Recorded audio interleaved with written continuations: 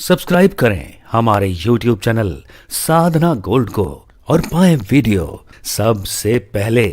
और हाँ, bell icon दबाना ना भूलें। सत्य बोलने वाले के जीवन में शांति होगी साहब, झूठ बोलने वाले के जीवन में शांति नहीं होगी। सत्यम नास्ति, आज सत्य चला गया।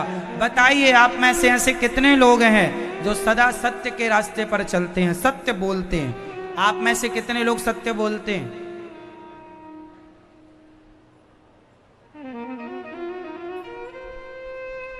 कितने लोग हैं आप सत्य बोलते हैं?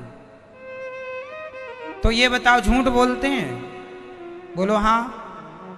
तो आप ये बताओ झूठ बोलना पुण्य है कि पाप? जोर से। पाप। आपको पता है ना कि पाप है। मतलब आज का आदमी इतना निडर हो गया है, वो जान रहा है कि ये पाप है, फिर भी डरने को तैयार नहीं है। यही आज का सबसे बड़ा क्षति है, सबसे बड़ी। आज आदमी जान सब रहा है लेकिन डरता नहीं। वो नरक जाए तो जाए जी, मैं ब्रह्मा को नहीं डरता है, ऐसा आदमी कहता है। जब डर ही नहीं है तो जिस बेटे को बाप का डर नहीं होता वो रास्ता भटक जाता है। जिस आदमी को धर्म का डर नहीं होता, दुर्योधन को भी धर्म का डर होता तो भरी सभा में अपने भौजाई के, अपने भाभी के कपड़े ना उतारता। धर्म का डर नहीं था, इसलिए तो महिला को कपड़े उतार के उसे निर्वस्त्र करने की सोच रहा है।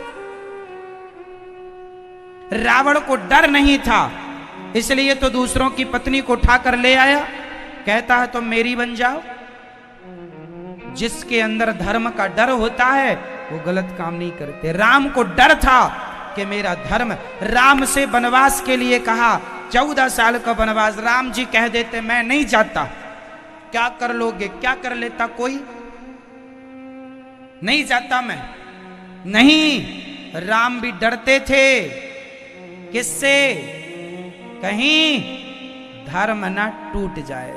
राम वनवास ना जाते तो राम के हाथों धर्म टूट जाता, और राम ही धर्म तोड़ते तो फिर धर्म की बातें करता कौन? इसलिए आप ही धर्म तोड़ोगे तो धर्म निभाएगा कौन? कहां जाएगा धर्म? आपने तो सत्य बोलना छोड़ दिया। सत्य बोलना धर्म है, झूठ बोलना अधर्म है। धर्म न दूसर सत्य समाना, आगम निगम पुराण बखाना। सत्य बराबर तप नहीं, झूठ बराबर। इस धरती का सबसे बड़ा पाप क्या है वो बताओ मुझे। इस संसार का सबसे बड़ा पाप क्या है? बोलो जोर से। सबसे बड़ा पाप क्या है भैया बताओ?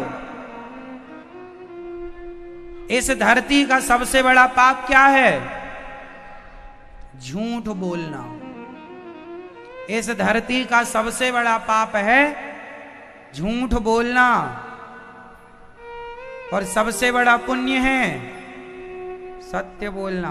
आपके सामने पुण्य भी है, पाप भी है। अब आप फिर भी गलत रास्ते पर चलें तो भगवान जिम्मेदार नहीं है। आपके अपने गुनाह, अपने कर्म आपको दुखी करते हैं और आप आरोप लगाते हैं भगवान को। तो आप झूठ क्यों बोलते हैं? आपसे सवाल। महाराज जी व्यापार है, बिजनेस है, झूठ से ही चलता है।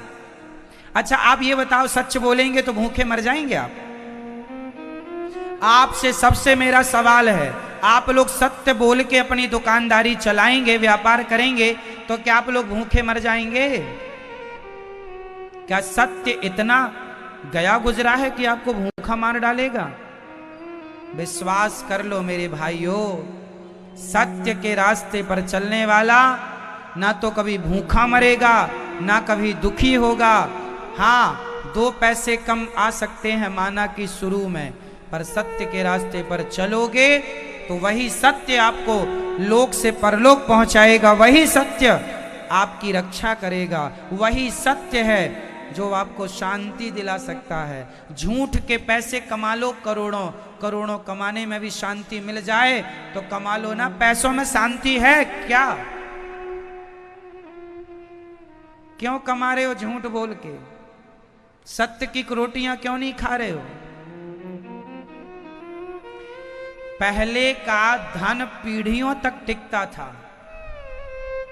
पहले का धन पीढ़ियों तक टिकता था, हाँ या ना?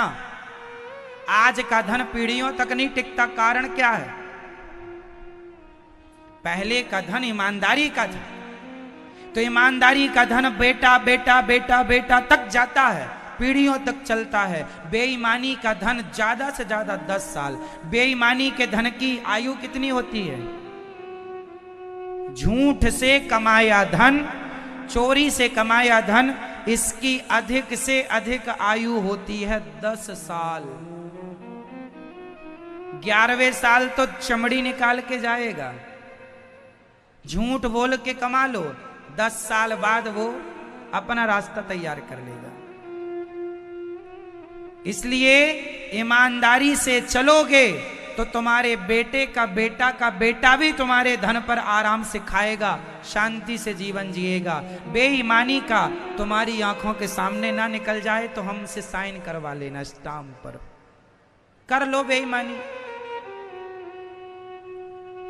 जो कर रहे हैं उनका बैकग्राउंड चेक कर लो, सुखी हैं वो? बाहर के बड़े दूर के ढोल सुहावने लगते हैं, बाहर से देखने में बड़ी बड़ी इमारतें खिंची हैं, अंदर घुसकर देखिए तो अंदर रो रहे हैं। पैसा बहुत, क्योंकि बेईमानी का है। बहू बेटे की खिंचा तनी चल रही है, बाप बाहर से महल दिख रहे हैं, वाह वाह कितना बड़ा आदमी है, पर अंदर घुट घुट के जी रहे हैं। नींद की गोलियां खाएं तो भी नींद ना आए।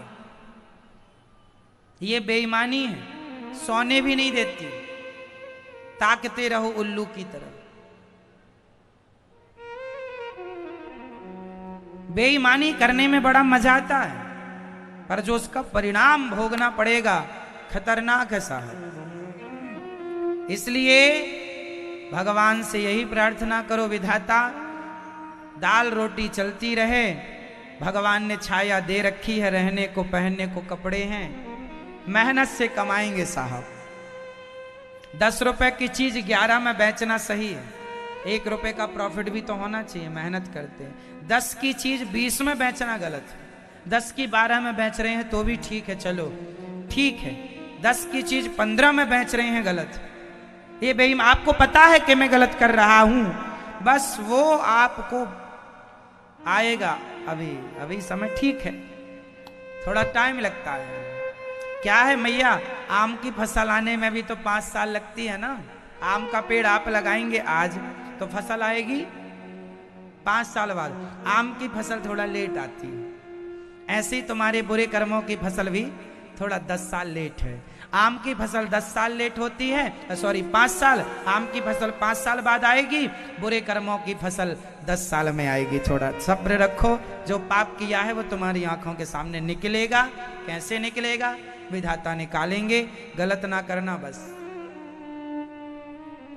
आज गलत किए हो अभी तक, कान पकड़ के सॉरी भगवान से, हे प्रभु अपराध क्षमा करो, और धन को धर्म से जोड़ो, अपने धन को धर्म से जोड़ दो, और अब गलत काम नहीं करेंगे, ईमानदारी से दुकान चलाएंगे, ईमानदारी का खाएंगे। ईमानदारी से भी आदमी बढ़ सकता है। क्यों जी? ईमानदारी से चलने वाला क्या तरक्की नहीं कर सकता? लोग कहते हैं नहीं जी ईमानदारी से कोई तरक्की नहीं कर सकता, गलत कहते हैं लोग। आपकी नीति और नियत सही हो तो आप 1 कदम चलेंगे, भगवान आपको 10 कदम चलाएंगे। इस सत्य के संग भगवान होते हैं। अर्जुन का साथ दिया भगवान ने, दुर्योधन का नहीं दिया। भगवान कृष्ण किनके संगी बने? दुर्योधन के कि अर्जुन के? बोलो, अर्जुन के, क्योंकि अर्जुन सत्य के साथ है और दुर्योधन झूठ के साथ। भगवान सदा सत्य का साथ देते हैं। इसलिए सत्यम नास्ति, आजकल तो सत्य मानो खत्म होगा। तपः शौचम, कोई तप अब तो बचा ही नहीं, कोई जरा त्याग। हम कहते हैं सवेरे जल्दी उठा करो, भगवान का ध्यान किया करो, यही तो तपस्या है। जंगल जाकर तपस्या करना ही तपस्या नहीं है। सवेरे जल्दी उठ जाना और भगवान के ध्यान में 1 घंटे तक डूबे रहना, यही तपस्या है। घर में बैठ के भगवान का अधिक से अधिक चिंतन करो, फिर काम करने जाओ, बिजनेस व्यापार जो सब करो, भगवान का चिंतन करो, यही तो तपस्या है। उनके लिए जल्दी जागना, उनके लिए सब करना, यही तपस्या है।